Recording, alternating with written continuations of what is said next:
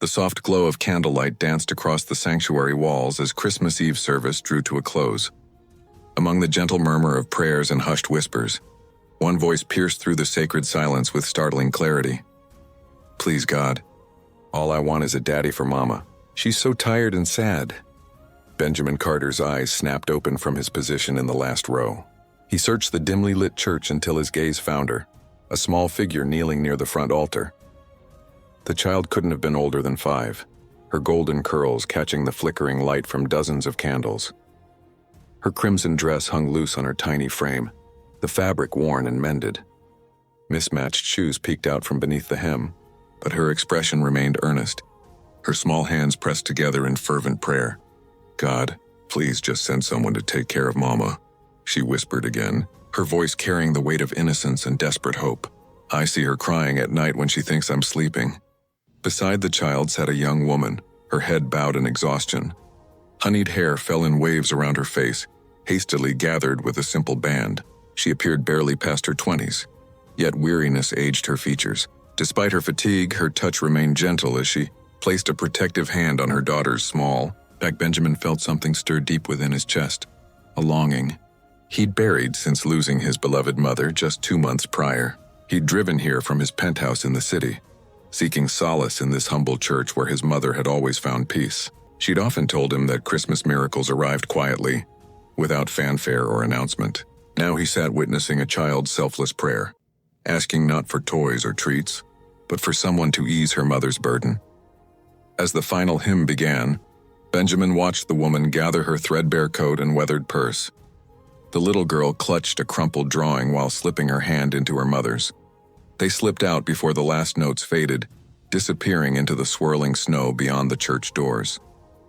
Snowflakes danced around them as they walked, the child giggling as she tried to catch them on her tongue.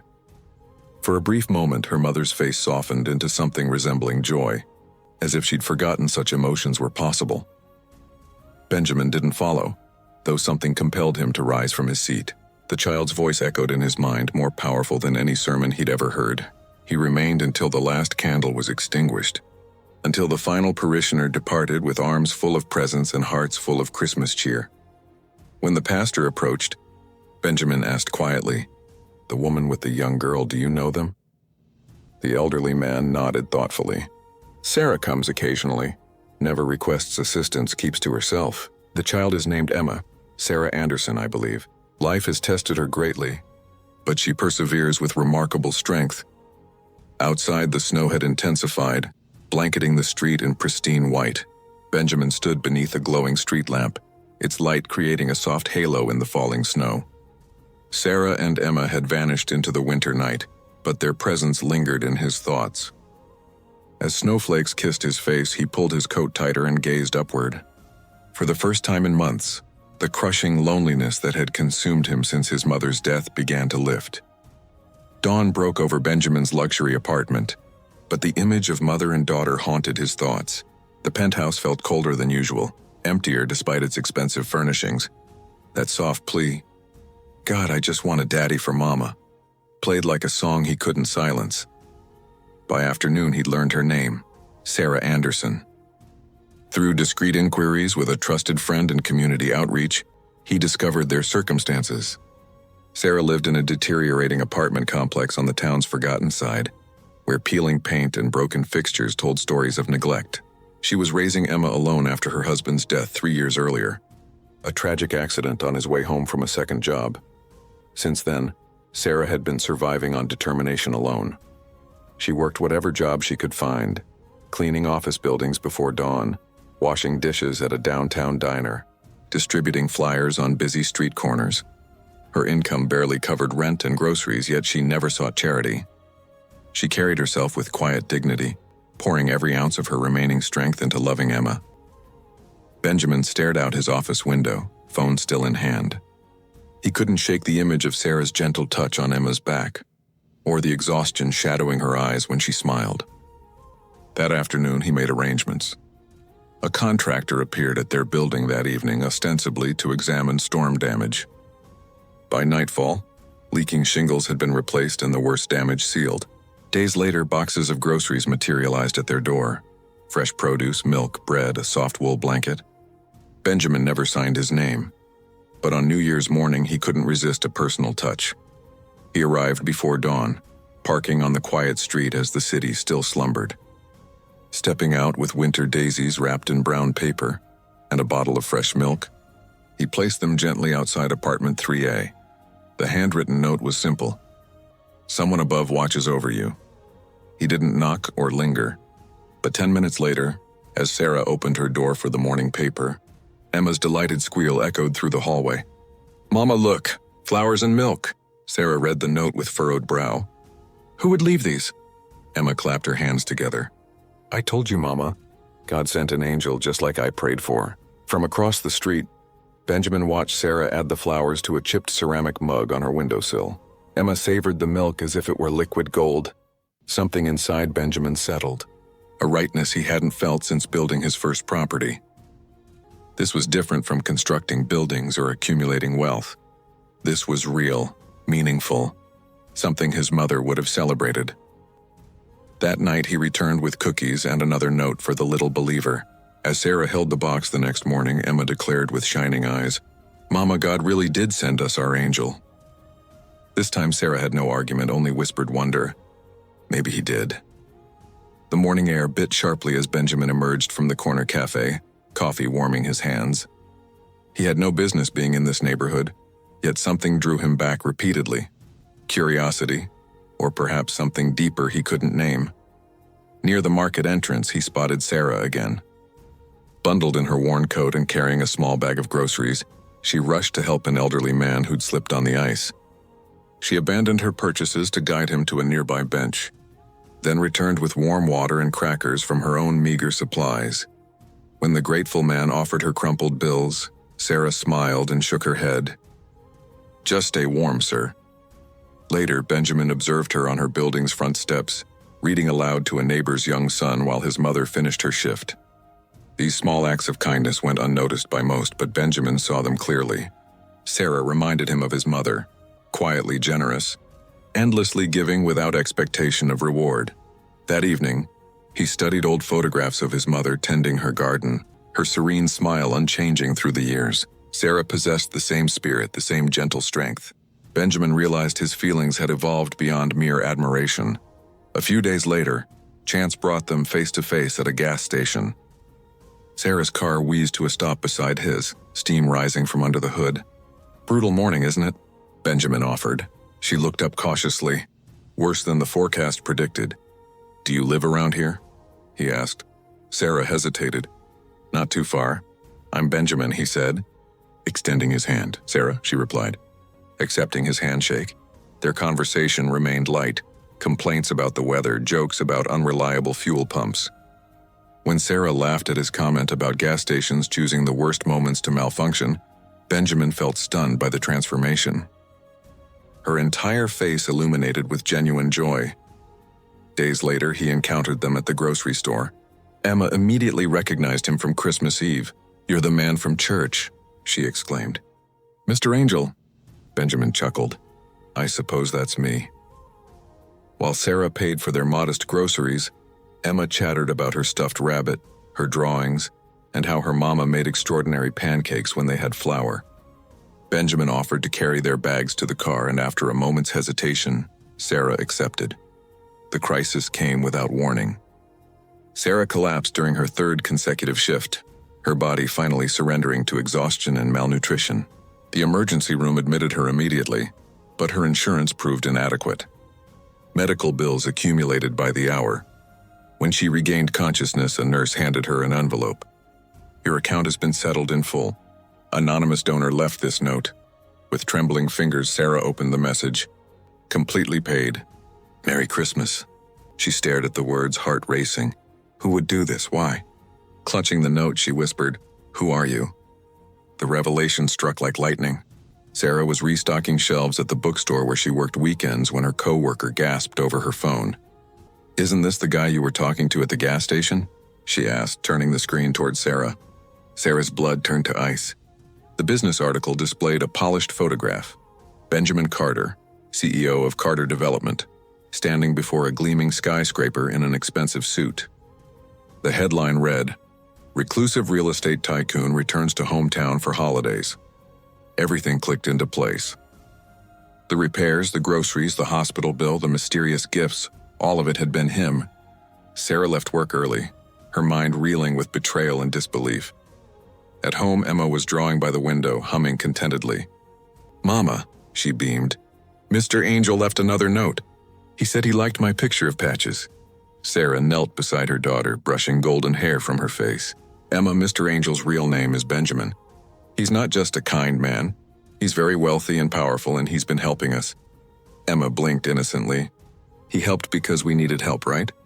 That evening, after Emma was asleep, Sarah walked through the snow to the cafe where she'd seen him before. He was there just as she'd expected. Benjamin stood when he saw her approach. "Sarah, why didn't you tell me?" She interrupted, her voice shaking. He exhaled slowly. "Because I knew what you'd say. You think I'm some charity case?" Her words came out wounded, angry. "You watched me struggle, and instead of treating me like an equal, you threw money at me like some rescue project." "That's not what this is," Benjamin said quietly. "Really? Then what is it?" She snapped. "You hide your identity, pretend to be just another guy at a gas station. Meanwhile, you're Carter Development, the name on every bill, every gift, every favor. You lied to me."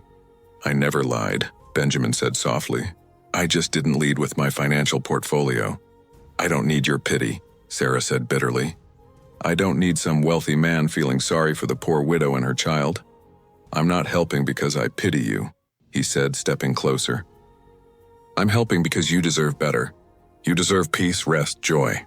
I've watched you help others without expecting anything in return. I've seen how you love Emma with everything you have. That's not pity, Sarah, that's respect." Tears welled in her eyes, but she blinked them back. "It's not your place to decide what I need." "No, it's not," he agreed gently. "But I care about you and I want to be here if you'll let me." She turned to leave, but a small voice cut through the cold air. "Are you fighting with Mama?" They both turned to find Emma standing nearby, her jacket unzipped, clutching her stuffed rabbit. Benjamin crouched to her level, his throat tight. "No, sweetheart. I'm not fighting with Mama." "Good, because Mama gets scared," Emma said softly. "When people help us, she thinks they'll leave." Benjamin looked at Sarah, who couldn't speak. He turned back to Emma, brushing a curl from her forehead. "I'm not going anywhere." Sarah gathered Emma in her arms and walked away without another word. But something had shifted. Not trust, not yet, but perhaps the foundation for it. The year's first snowfall blanketed the town in pristine silence. Benjamin stood at Sarah's door with a carefully wrapped package, uncertain of his welcome. When she answered, her expression was cautious but no longer hostile. "Hello," she said simply. "Hi," Benjamin replied, offering the box. "Just a small New Year's gift for Emma." "She's coloring in the kitchen," Sarah said, accepting the package. "Would you like to come in?" Emma's shriek of delight echoed through the apartment when she saw him. "Mr. Angel. Still my name, huh?" Benjamin laughed. "Always will be," she declared proudly. Inside the gift was a soft lavender scarf with tiny silver stars. Emma's eyes grew wide with wonder. "It's beautiful," she gasped. "Thank you, Daddy." Silence fell like a curtain. Benjamin froze. Sarah stiffened. Emma, oblivious to the tension, twirled with her new scarf. "Look, Mama. He picked the perfect color." Benjamin knelt beside her.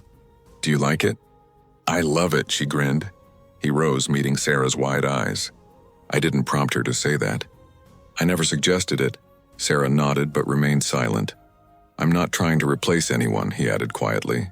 "I just want to stay if you'll let me. For her, for you." After Emma went to bed, they sat at the kitchen table. Sarah cradled her tea, eyes downcast. "You caught me off guard," she admitted. "That word, it shook me." "Me too," Benjamin confessed. "I've worked so hard to keep things stable. Emma's only ever had me. Letting someone in felt like risking everything." He waited patiently. "My husband was good, not perfect, but kind. When he died, I lost more than love. I lost trust. I didn't think anyone else could care that deeply." "I understand," Benjamin said. "My mother passed recently. She was gentle, thoughtful. She believed kindness didn't need fanfare. That's what drew me to you, the way you helped that man, that child. You reminded me of her." Tears slipped down Sarah's cheeks unchecked. She used to say small miracles come from people who love without being asked. I stopped believing until I saw you. You've given Emma everything that matters, Benjamin said. Love, security, joy. You're the strongest person I know. You make it sound simple, Sarah whispered. It's not, he replied, but I meant what I said. I'm not going anywhere unless you tell me to. The silence stretched, filled only by the heater's gentle hum and Emma's soft humming from her room. I don't know how to let someone in again, Sarah admitted. Then let's learn together, Benjamin offered. She released a shaky breath, feeling something inside her ease. I'm scared, so am I, he said.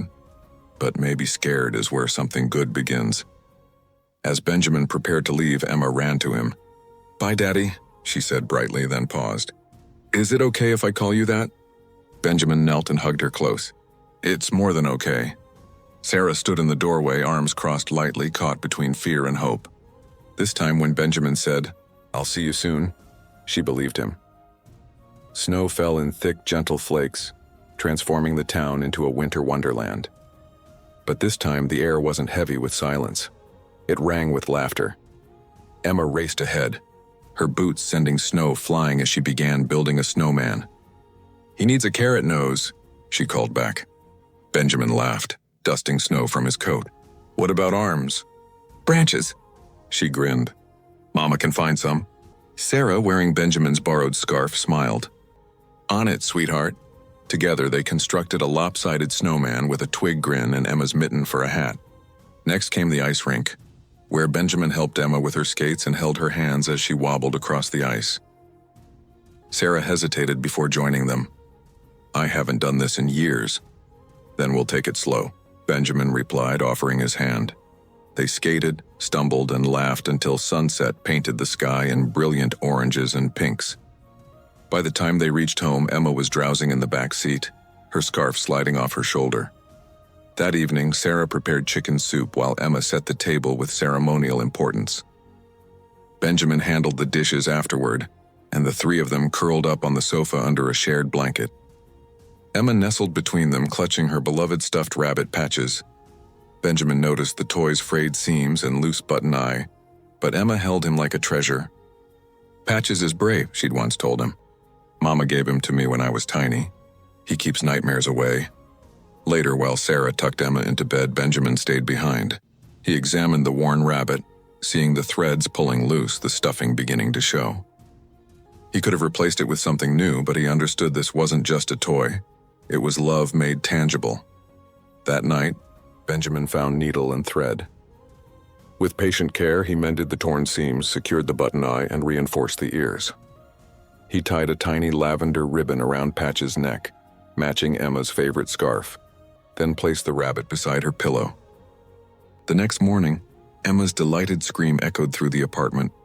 Patches is all fixed, she announced, racing to the kitchen. Look, Mama, he has a bow now. Sarah examined the rabbit, then looked at Benjamin with surprise. He does. Benjamin stood by the window, coffee in hand. Maybe he just needed a little care. Sarah's expression warmed with something deeper than gratitude. That night brought crisis. Emma went to bed after a joyful day, but hours later her fevered cries pierced the darkness. Sarah rushed to her side, Benjamin close behind. Emma burned with fever, her cheeks flushed crimson, skin blazing hot. She's burning up, Benjamin said gently, checking her forehead. We need to cool her down. They maintained vigil through the night, alternating with cool cloths and whispered comfort. Around midnight, Emma stirred and whimpered softly. Daddy. Benjamin leaned close, brushing her hair back. I'm here, he said softly. Daddy's here if you want me to be. She didn't speak again, but clutched Patches tighter and drifted back to sleep. Sarah stood in the doorway, hand pressed to her chest. She'd heard every word. Later, as Benjamin stepped out for fresh towels, she stopped him. She called you Daddy, he nodded. I know. And you stayed. I would stay every night if you'd let me. Sarah looked at him with an expression softer and more open than he'd ever seen. For the first time, she truly saw him, not just as Emma's protector, but as someone who'd come for both of them. Finally, she was no longer afraid of what that meant. The church was hushed that morning, adorned with soft winter light filtering through stained glass windows. Snowflakes drifted past the colorful panes, casting dancing rainbows across the wooden pews. The sanctuary was nearly empty, exactly as Benjamin had planned. Sarah stood at the entrance, holding Emma's hand. "You said we were going to the park," she whispered to Benjamin, her eyes narrowing with suspicion softened by curiosity. "We will, afterward," he replied, offering his hand. "Come inside first." Emma tugged at her mother's arm excitedly. "Come on, Mama. It's a surprise." Sarah sighed, both amused and intrigued, and stepped into the sanctuary with them. As they approached the front, she noticed something unusual. A single bouquet of white roses resting on the pew where she and Emma had sat that transformative Christmas Eve. Her breath caught.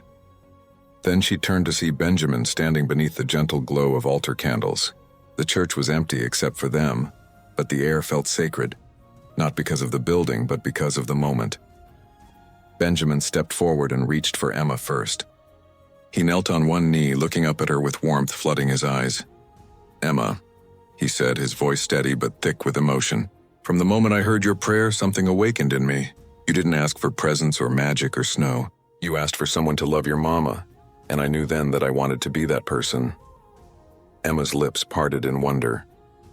"May I be your dad?" he asked softly. "Not just today, but every day. For pancakes and snowmen and bedtime stories and all the hugs you'll ever need," Emma squealed, launching herself into his arms. "Yes, yes. 1,000,000 times yes." Sarah covered her mouth, tears already streaming down her cheeks. Benjamin turned toward her, still on one knee. He reached into his coat and withdrew a small velvet box, but didn't open it immediately. "Sarah," he said gently, "that night I came to this church trying to remember what peace felt like. I'd just lost my mother, and I thought maybe silence would help." He paused, swallowing hard. "Instead, I heard a little girl praying for someone to love you. Then I saw you. The way you held her hand, how you carried so much weight yet still found time to be kind to strangers. You reminded me of everything I cherished about my mother, and then something more. Something I never expected." Sarah's hand trembled as she lowered it from her lips. "I watched you love quietly, fiercely, without asking for anything in return, and it changed me completely. You don't need saving, Sarah, you never did. But if you'll allow me, I want to stand beside you, not in front of you. I want to build a life with you, not because of what we've lost, but because of what we can become together." He opened the box, revealing a ring that wasn't large or ostentatious, but elegant and warm just like her. "Sarah," he whispered, "may I be your home?" The church fell into complete silence. Then Emma, unable to contain herself, burst out, "Please, Mama, say yes." Sarah laughed through her tears, her body trembling with overwhelming emotion. She knelt beside them, cupped Benjamin's face in her hands, and nodded. "Yes," she said. "Yes to everything." Benjamin wrapped his arms around them both as the church bells rang out above them, their joyful song echoing across the snow-covered streets. Outside, the town remained peaceful, unaware of the miracle taking place within. But for Sarah, Emma, and Benjamin, this was the answer to a prayer, the beginning of everything they'd never dared to hope for. The house radiated warmth with the scent of cinnamon and pine. A gentle fire crackled in the living room while soft music drifted from the kitchen, where Sarah stood frosting cupcakes and humming along.